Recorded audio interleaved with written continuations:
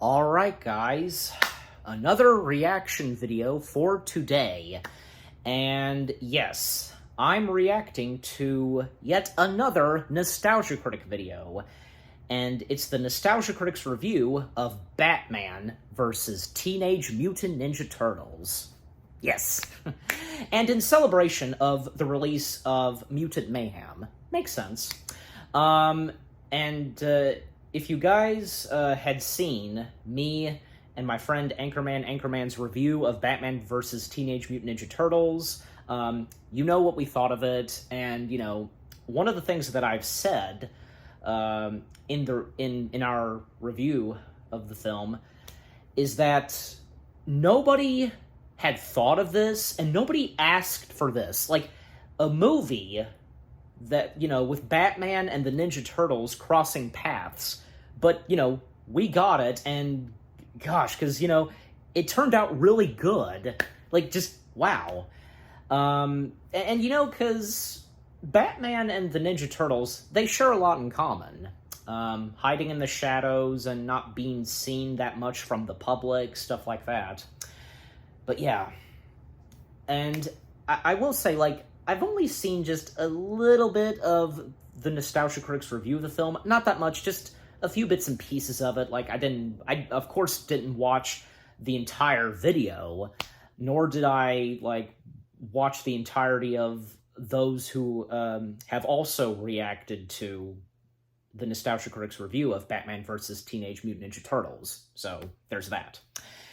I also, like, sometimes, sometimes you know that I would have a snack, anything like that with me, and, well, I'm eating breakfast, because, you know, as I record this. So, anyways, alright, enough said. Let's get to the video itself in 3, 2, 1, begin. This episode brought to you by ExpressVPN, the best VPN there is. Take back your online privacy today. The volume's good. Yeah.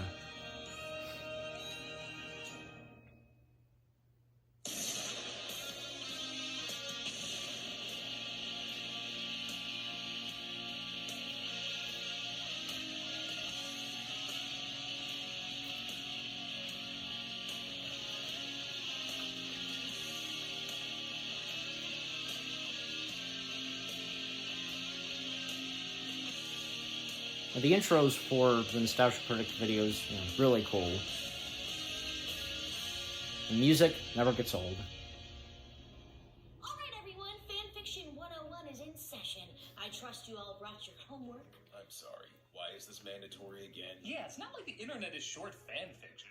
What some of them had me do with Pocky is just not gentlemanly. Well, as people who analyze nostalgia, it's important to understand the creative process from the people that we critique. So writing for fictional characters will make us understand others who write for fictional characters? Exactly. Your husband leaking bombs in our heads while we sleep might play a part too.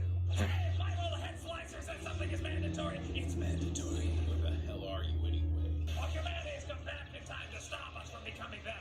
It raises a lot of complex questions about the ethical responsibilities of... What's this have to do with anything? We need a time travel joke for later. Speaking of which, Muffin Top, did you finish your Star Wars fanfiction?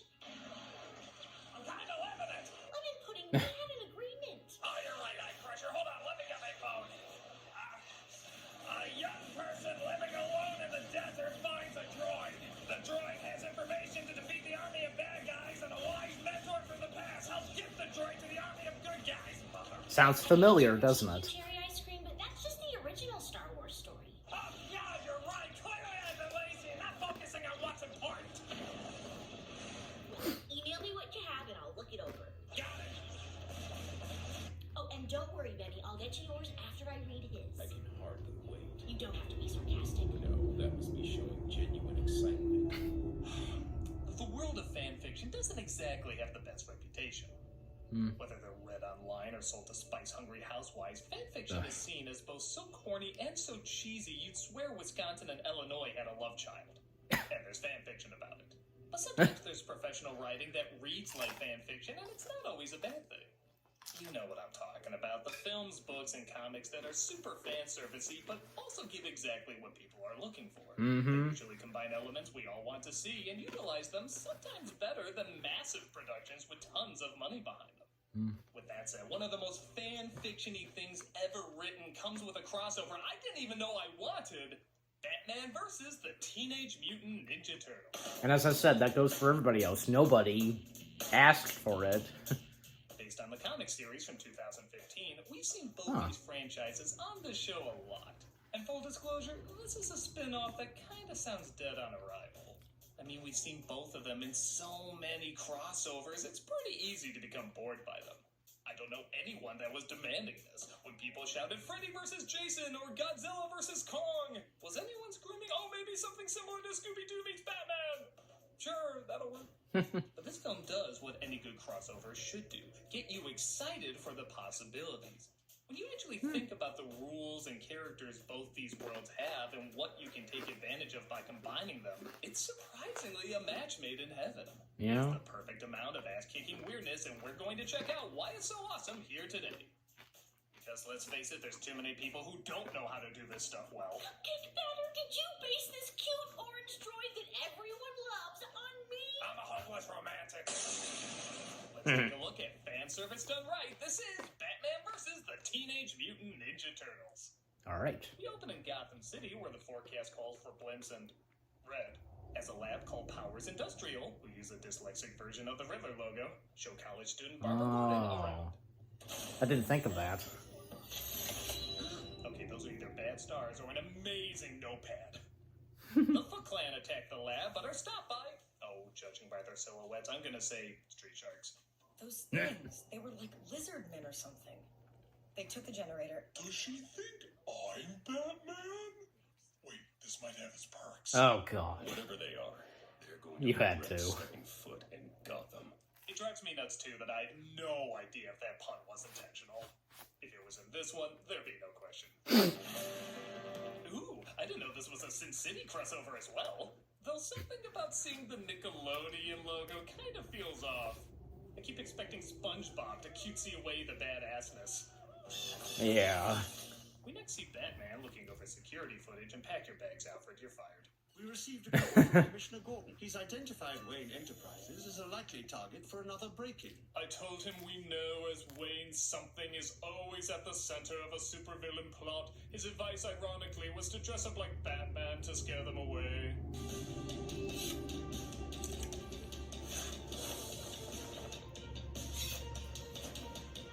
Sorry, I couldn't resist.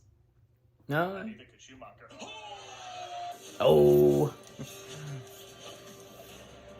Yes, we should have a look. They did the thing count. It looks like the Penguin also plans to attack Wayne Enterprises to get first whatever the new visitors are stealing. It's the Bat! I recognize his shell! Yeah, So like... yeah, see, everyone looks pretty good in this interpretation, with the Turtles thankfully having more differences in their designs than just colored bandanas and weapons. The only thing that's a little odd is the shading on their packs. I don't know, it kind of looks like I'm supposed to play them like an ocarina. We're not aliens, though. We're turtles. Not the time, Donnie. It's always the time for accuracy, Leo. You wouldn't last 2 seconds on Twitter. Well, that's going on, the foot attack inside, but Batman is there to stop them. Now, what does a ninja clan want with an experimental cloud seeder? I think we can count that as the shit got real moment. Well... You picked the wrong battle, warrior. The voice of Shredder is pretty good, like most versions of him, but I'm not gonna lie, I always like to imagine Uncle Phil doing it. In my book, he's still the OG. Greetings, my subjugating subjects. Who are you, and why are you? Will you shut up? Imbecilic incompetent. Stop this tantrum and just tell me what's wrong. Well, this is a different Never let me have any fun. variation of Shredder. The film immediately shows it has an understanding of what people want, as it gives us a very badass battle between Batman and Shredder. Most of the fight choreography in this is really well done. Shredder barely defeats him, which is pretty surprising so early on in the film, and escapes so he can heal up. Next time, I will not be so merciful. I have a brain and a robotic suit laying in a waterbed waiting for me. I like how both series mock the other for stuff that never made sense. Like, why on earth does Gotham City have blimps? Does New York have mad The blimps animated flying series around had for no blimps. reason? I mean, like, what are they for? Yeah, that is pretty hypocrite.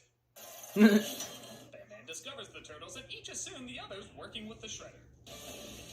Of course, like, it would start off with them. It's fun and well laid out, but there is one problem. Nothing's gonna top that Batman Shredder battle. You can have other fights, of course, but when the title battle is immediately after the coolest one in the flick, it's kind of like following up Hulk versus Thanos with Plastic Man versus Jar Jar. I guess I'm curious, but you blew your load a hint early. It's Ninja Vanish time! Ninja Turtles. I should consider switching jobs when that doesn't sound weird to me. Well, don't. Yeah, but still, like, the fight between the turtles... Okay. We see Shredder is in cahoots with Ra's al Ghul. Again, these are perfect villains you want to see teamed up. And they call Baxter Stockman to help them with their evil plan. Take one guess who was probably their first choice to play him. Master Shredder. I trust And it makes sense for Ra's al Ghul and Shredder to team up. They're both ninjas, you know. That's right, David Duchovny. But he sadly had other obligations to let down. I do hope you and your little Foot Clan can live up to your reputation. Why not leave the messy details of conquering the world to me? Ra's will You're gonna do trade his more of secrets that. Eternal life with Shredder's Secrets of the Ooze, and together they will construct a machine that will bring Gotham to its knees. They even test the ooze on one of Raz's men. I am adorable! The turtles sneak into a closed internet cafe and do some research on their supposed bat phone. Come on, we don't want to be seen. Yep. Meanwhile, Batgirl is brought up to speed about what they're up against.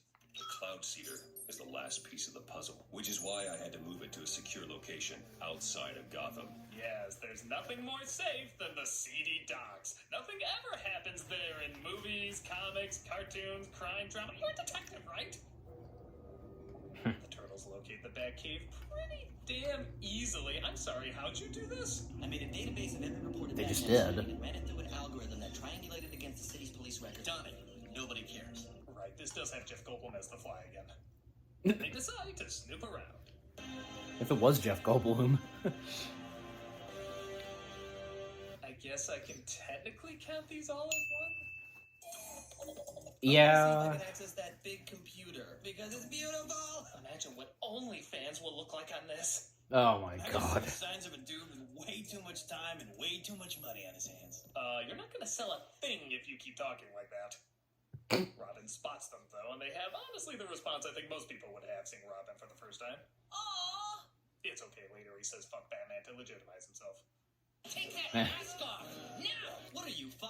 How did you get in here? I do like that Robin is kind of a sourpuss in this, as Batgirl seems a bit more lighthearted, so having two optimistic sidekicks would have been a little much. It's also just funny to see the turtles get their ass kicked by a 12-year-old. Hey, little Yeah. guy.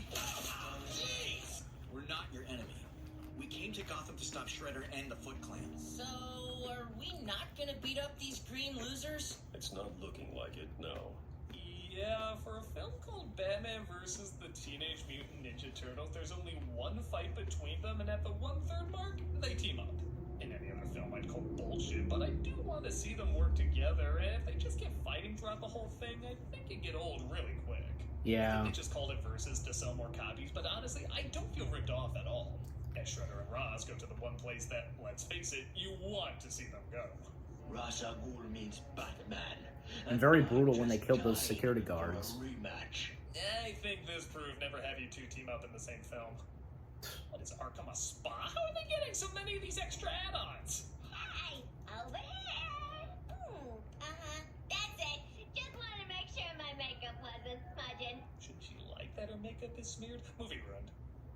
Of course they want to meet up with the clown prince of crime, but we'll have to wait to see why, because pizza. I offer to cook a Of course. gourmet meal, but they want pizza. Teenagers. I've killed God knows how many men, yet this is my lowest point. Batgirl and Donatello, meanwhile, try to make their own antidote for Shredder's mutagen. Ooze. We call it ooze. Really? Ugh, I do not like that word. Ooze. Ugh, gross. It just sounds so moist. Can't fight crime without first partaking in a cheesy slice. This isn't the time for pizza. Besides, this is New York style. I'm a deep dish kind of guy. The bat signal. Robin, Batgirl, let's move. What about them? There's no turtle signal. They really made a toy out of everything, didn't they? Back in Arkham, the Joker literally hacks up his formula for his poison gas in exchange for... If you're not getting hard thinking of the possibilities the Joker can do with that hand over every comic you pretended to read. Speaking of which, he breaks all the villains out, sprays them with the mutagen, and does so doing his best Danny Elfman impression. Nurse Harley Quinn. Oh, fine, Dr. Harley Quinn. You damn straight! In the same way Bill Cosby's technically a doctor. This scene alone should have you hyped up as hell. The Batman supervillains with the Ninja Turtle mutagen. Yep. This is absolute fan fiction heaven. Speaking of which, Honey Biscuit, your fanfiction is repetitive Back to and this. safe. But you are sleeping with me, so I will give it a pass. that's fair. That's the exact opposite of fair. And Benny, it was your job to continue Devil Boner's story. Well, I didn't like the direction it was taking the story at all. So I did something different. Wait, can you do that? I killed off the villain, created other subplots, and wrapped up everything except for one part. Hey, wait, come on, I gotta continue the story after you. I said I left one part. Now, Benny, you can't do that, okay? You can't just dismiss what came before because you didn't like it. Why?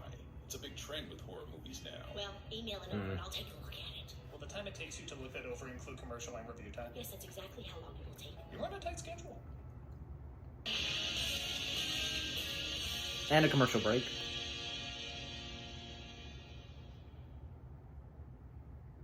Okay.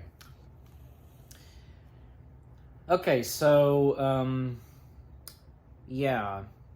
About, like, because, you know, like, what, Doug, aka the Critic, said about, you know, like, Batman and the Turtles, they fight once. And that's it. But I don't think it matters, and with the title, you know, still a fitting title. Like, I think, you know, it's one of those things. So, and yeah, like with the villains in Arkham Asylum, like getting mutated and such, yeah, just really cool and just mind blowing. So, oh, wait a minute. Yeah, and as always, like during the Nostalgia Critic videos, like, you know, because of advertisement. So, all right, back to it. Lights the bat signal as introduced to the new crime fighters. What are those? Well, Dad, they're... damn it! Kill me. He talks about how Arkham has been taken over by the villains and they Why kill them? have hostages. As far as I can tell, there's no real explanation to how the mutagen works in this one. I mean, in the cartoon, it combines with whatever animal you're around. In the comic, it makes animals more human. This, Yeah. I guess we have to assume, is the out of the shadows logic. Ironic Gen. It's basically ironic Gen. If you're obsessed with the cold, you're gonna be a polar bear. If Scarecrow's in your name, you're gonna be a crow. It's stupid in any reality, except this one. The idea of the Batman villains mutating into animals is one of the coolest things you could imagine in this universe. It There's is. so much that could be done with it. Poison Ivy becoming a plant? Amazing. Two-Face becoming a two-headed cat sharing an eye? Spectacular. Harley Quinn as a hyena is both hilarious and actually terrifying. Okay. I'd be laughing Hyena. my ass off if I didn't know I'd be sleeping with one eye open tonight. Wow, would you look at that? Yeah, has a terrifying face. Some new best friends. This second of her peeking her head around the corner is legit the last thing I ever want to see peeking behind a corner. Of course, you had to do that. The fights that come out of this are just as creative, with Mr. Freeze as a polar bear attacking our heroes in the kitchen. Mm-hmm. Always Coca-Cola. That is so cool! I'll show you cool, child. And his eyes, you know. How is it Mr. Freeze as a polar bear fighting a a Teenage Mutant Ninja Turtle still has more dignity than one line out of Arnold as the same character.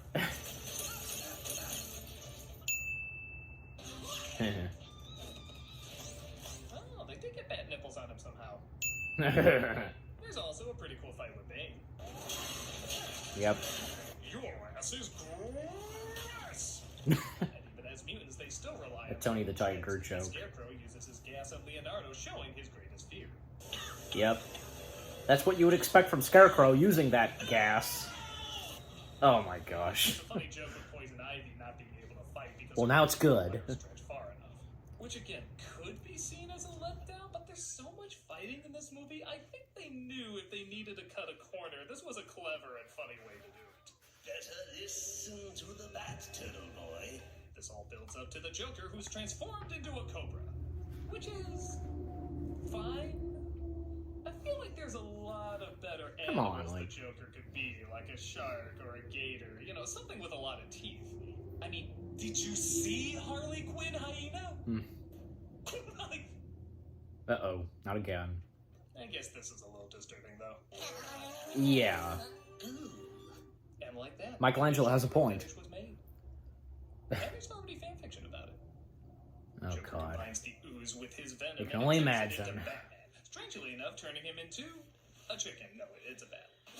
Of course. Who are you? I'm Man-Bat. Tony, catch! Donnie and Batgirl gave him the anti-mutagen and eventually stopped Harley and Joker. Smile. This is totally going on my Instagram. That's gonna get me discovered and arrested, but screw it. If the NC's cat can have an account, why can't I? Batgirl and Well, I I'm sure got some Batgirl ideas. has an Instagram They're fine, account. mostly. And now that No, I need to know what mostly means. Like, are half of them butt people or something? Mostly is a very big thing to say in this universe. What the? Big surprise, the docks was not a good place to hide something, as the Penguin steals Wayne's device to give to Shredder and Ra's al Ghul. Our heroes discover that the device is going to combine Joker's venom with the mutagen and turn all of Gotham into an insane Zulum. But Batman says he wants to stop them without the turtles because something always alone. Yeah. You are impulsive and you don't follow orders. I want you out of Gotham. Pretty tough talk for people who just saved your life. Yeah. Does he tell his parents, you should have gotten out of the way of those bullets? Lazy dead asses. Sure, we make the wrong moves, but we can't get better. If you don't trust us. What was that, the bat arm? What am I missing? Honestly, this is the only section of the movie that feels weak, as this third act breakup seems kind of pointless, but it does fly by quick, and I guess give a moment for the two most brooding characters to connect in some way. They get back to the good stuff pretty fast as they drive off to stop the villain's evil plan. The turtle van even puts on its 3D glasses. It's a little weird, but they upgrade the pizza thrower. Well, no, they're like protecting the window, so because of crashing in. That's right, Donatello killed a man. Awesome. Good thing it wasn't Batman, or we'd all go boo. I don't know comic ethics.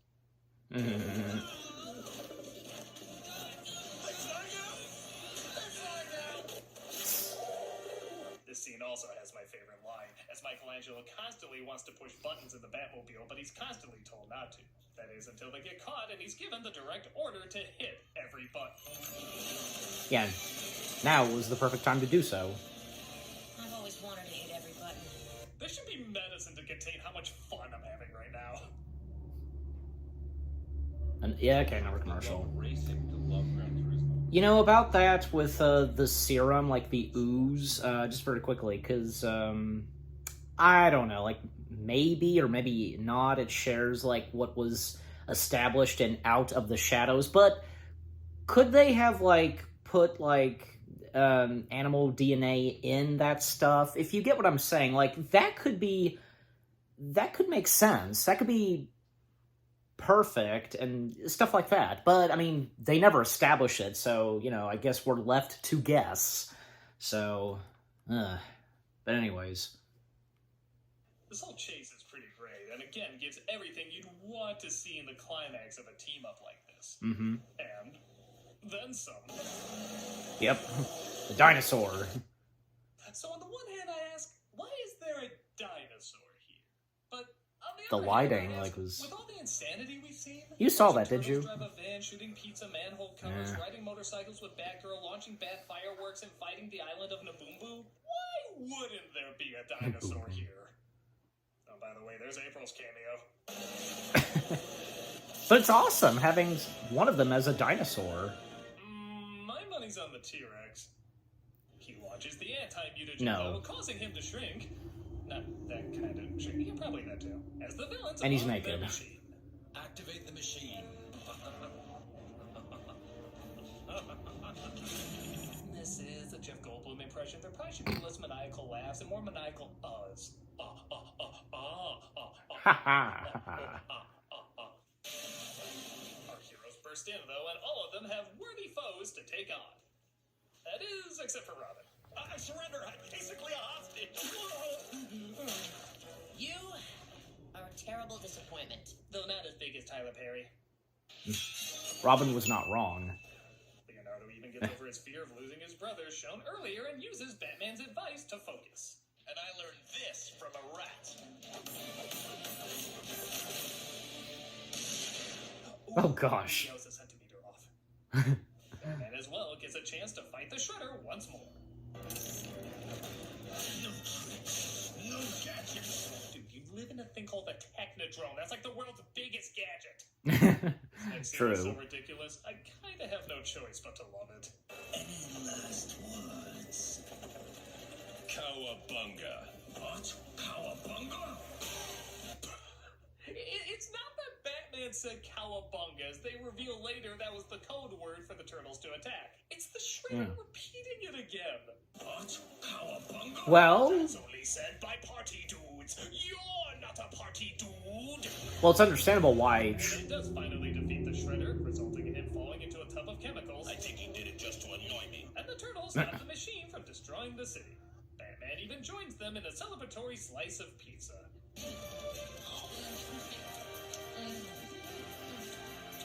And you think the whole Batman killing, using guns, or sleeping with daughter figures was shocking? No, here's the most controversial thing Batman's ever done. He folds his pizza. Folds his pizza. This petition has already begun. Oh, and the Shredder is alive. He's some sort of Joker hybrid. But clearly this is the part of the ending to get the biggest reaction. Batman versus the Doesn't bother Teenage me. Mutant Ninja Turtles is one of the most satisfying crossovers I've ever seen. Is it fan-servicey? Yes. Does it need to exist? Probably not. Are there any deep ethical But it dilemmas does. that a lot of great comic book stories have? Not particularly. But it's the perfect amount of fun. It gives the audience exactly what it's looking for in the appropriate way. Yep. It would have been so easy to make this too goofy, but the tone, animation, and voice acting keep it grounded in the serious Batman universe, which makes the comedy of the Turtles universe all the more enjoyable. Every main character has either a bond or an arc with another character, and it makes sense why they connect with who they connect with. The threats feel big and exciting, but it's also not afraid to have a good time. This is not a crossover that needed this amount of dedication, which is why I think it should be appreciated all the more. This could have been just another Scooby-Doo meets Batman kind of thing, or an example of bad fan fiction given a budget, but they took the time to find that perfect balance between both franchises and satisfy both sets of fans. Yeah. If you're a Batman person, a Ninja Turtle person, or especially both, this is surprisingly a kick-ass team-up to check out. Yep. Couldn't agree more. Garbage! Oh, geez, I thought it was pretty good. No, Benny's fan fiction. It's terrible! All I can give you is my best. Except when I don't care. Critic, tell me your conclusion is better. Oh, I don't know. I didn't really put that much thought into it.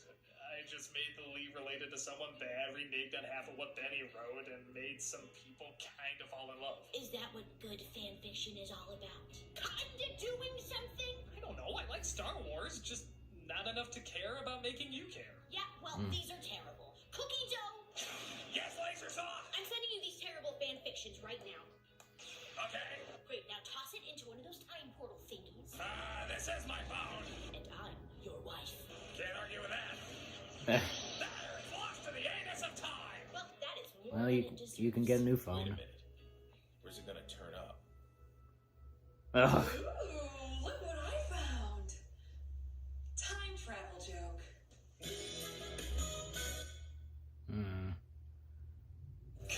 Cowabunga. What? Cowabunga? Hey, if my little head slicer says something's mandatory, it's mandatory. This is Blooper. Oh, that's a devil boner slang. All That makes a lot more sense. Hey, Doug Walker here, doing the right, and the charity shout out. Yeah, I was actually almost about to, because actually, okay, here's the thing. I knew that there was going to be a blooper, but I did quickly forget. Like, I forgot for just a moment, but then, yeah, so. All right, well, that was good. All right, so with that being said, jump cut to my thoughts now. Hey guys, so that was my reaction to the Nostalgia Critic's review of Batman vs. Teenage Mutant Ninja Turtles. So yeah, again, that was really good. And yeah, because again, you know, nobody had asked for this, and, you know, because when it happened, you know, everybody enjoyed it. And no doubt about it, because, you know, Doug himself obviously must have enjoyed this. You know, and with the thing of fan fiction and what he talked about, yeah. And the jokes that were in this, like, pretty funny. Like, you know, of course, one of them being the Critic talking about Harley Quinn as a hyena and how, like, you know, it like scares the Critic, like, you know, peeping out at the door, you know. That's pretty funny. And also, like, how this film, like, in fact, I never thought of this, that, you know, it apparently, and according to Doug, aka the Nostalgia Critic, how this film, like,